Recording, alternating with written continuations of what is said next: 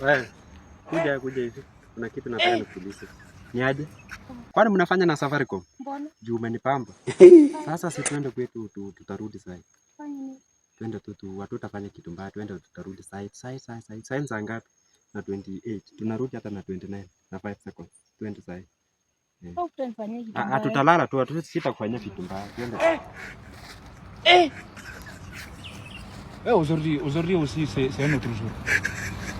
Daila. Hii imeenda kabisa.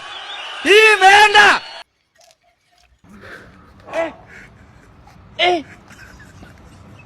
Aujourd'hui.